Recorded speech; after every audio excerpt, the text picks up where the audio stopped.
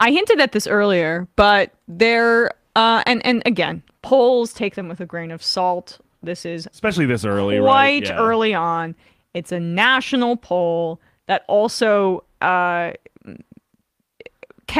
gauge kind of general interest in these candidates, but it's going to come down to who wins those early states, who gets momentum, and that kind of thing. However, why this is notable to me is, let's put this up. Morning Consult is a good poll, and this is, I mean, a massive lead for Trump. For 2024 Republican primary national poll here, Trump has half of the field. I mean, with the margin of error, he could have like a literal majority, not just a plurality, if the margin went above 50%. It's also just so funny.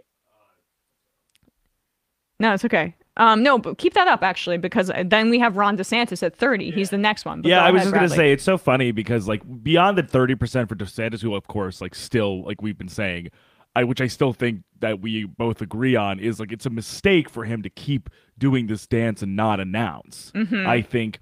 And then you have Pence, similar dance he's doing. Then everyone else is in single digits. Nikki Haley at 6%, Pence at 6%, Pompeo at 1%, Tim Scott at 1%.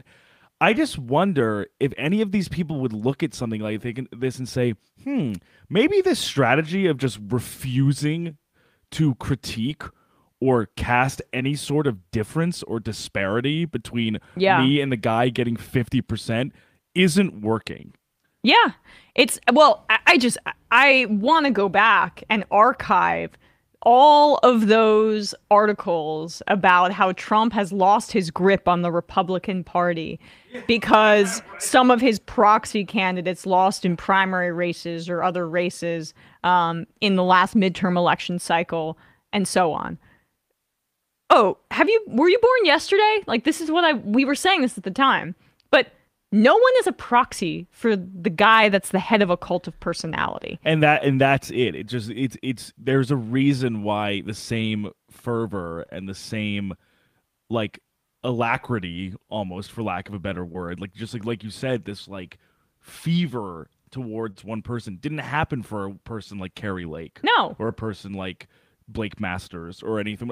I'm just giving examples of losing candidates. Right. You know, they're like, no one is going to storm the U.S. Capitol for Carrie Lake.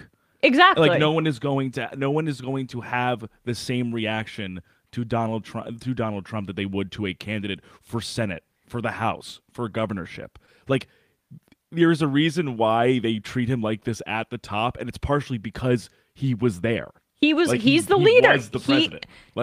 It's also crazy too that these same media outlets can call Trump's base a cult of personality and can understand that it's a cult. Like, but maybe they might want Tim Scott. But exactly, right? But what if Chris Sununu runs?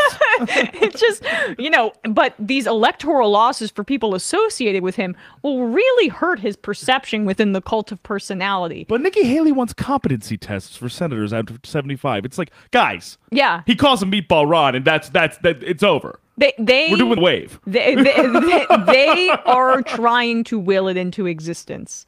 Looks like, guys, the Republican base is who we thought they were. Yes, exactly. They're who we thought they were. They are obsessed with Trump. The Bears are who we thought they were, okay? Like, this is who this party has become. We played it yesterday. He's back in trash talk form, which is exactly the person that they fell in love with the first time around. And the branding of him as a loser doesn't work if he has effectively convinced a significant portion of his base, it doesn't even need to be that entire 50%, that he did not lose the election. And the diehard Trumpers believe that. And that's also the biggest pickle, too, is you can't simultaneously make the argument that Republicans have been consistent losers the last few election cycles while then also saying there were problems with the 2020 election where Trump lost. Well, let's put this back up here, right? Okay, who realistically is going to run in this race? Okay, so say DeSantis runs, plus Pence, that's 36. Plus Nikki Haley's Haley. already there. Okay, so that's 42. Oh, God. Pompeo, maybe. Tim Scott, maybe. I don't think any of the others are actually going to run because I think Noam is trying to poise herself for VP for whoever. My point is just, even if this poll stands, and it won't, I get that. But just for this thought experiment. It's like 44%. It's like 44%. Not adding them up doesn't even equal what Trump has. He still has a 6% advantage on all of those people combined. So the point here is just that, you know, the attempt by people to force Trump out through just like sheer wish fulfillment in press coverage about DeSantis. I mean, and part of that's driven by like reporters are talking to Republican operatives that they view as trustworthy as a source, and that's probably not someone within the Trump campaign. It's probably someone in the Republican establishment, a little more respectable, according to a New York Times reporter or a Wall Street Journal reporter or a Politico reporter. It's right? Bill Kristol. That's exactly what the people that they're hearing from, and those people want to force Trump out. Everybody wants to force Trump out.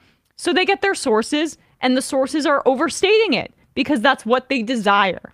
And again, let's put this back up one more time. Liz Cheney, 3%. Doesn't that tell... She is the only person up there that has been like forcefully anti-Trump, right? And like across the board, like voting to impeach him on the January 6th committee, like basically lost her job as a result. Like it's her brand, and that brand is polling at 3%.